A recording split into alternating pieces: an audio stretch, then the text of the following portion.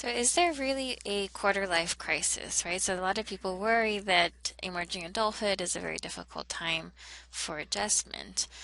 One study looked at different indicators of adjustment, and he actually did a longitudinal study. So remember that a longitudinal study means that each participant was seen at least two or more times.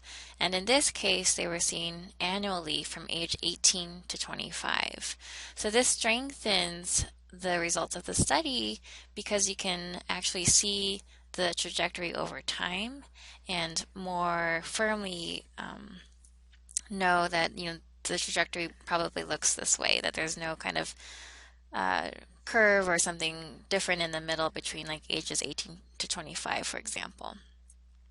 All right, so for depressive symptoms, this study actually found that depressive symptoms decreased over time. So from age 18 to 25, on average, people felt less depressed over time. So feeling sad, feeling distressed, feeling like you're not good enough, having very negative thoughts. Those things all decrease over time. And another thing they found that was very interesting was a gender difference. So you can see on this graph that the line for female emerging adults is much steeper than the line for male emerging adults. So particularly for young women, emerging adulthood is a great time because your depressive symptoms tend to decrease. Right? So if you are, age 18, 19 right now and you are having a difficult time, I think this is very encouraging to know that you'll likely decrease in these depressive symptoms as you get older. Arnett also found an interesting difference dividing the sample by how much conflict you have with your parents. And so he divided this into three groups: those who had the average amount of conflict with their parents, those with high conflict, one standard deviation above the mean, so that's like the 68th percentile, and those with low conflict. And so you can see the three different lines here.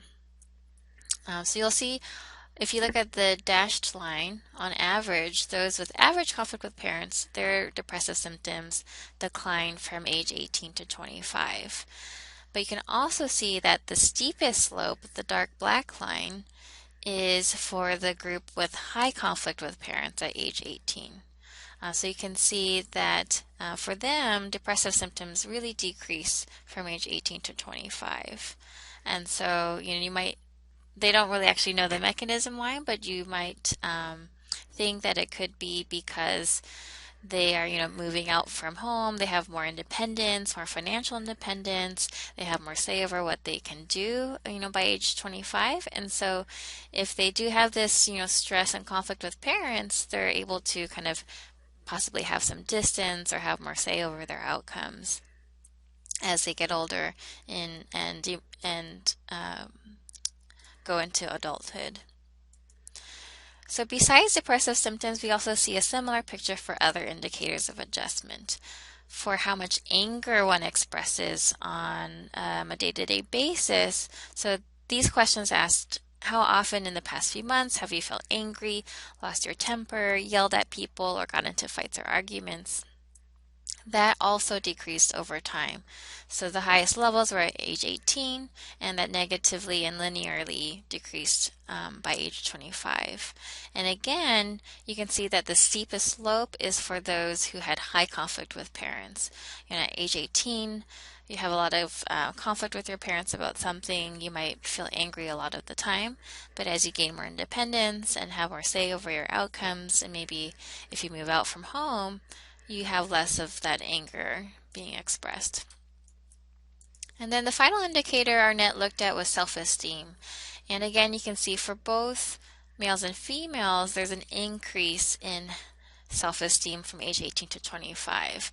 And again, you can see this gender difference where the steepest increase is for young women. So young women feel much better about who they are by age 25. And again, I think this is very encouraging because if you are not feeling so great about yourself right now and you're only 18, you can think that, statistically the chances are you will feel much better about who you are by age 25.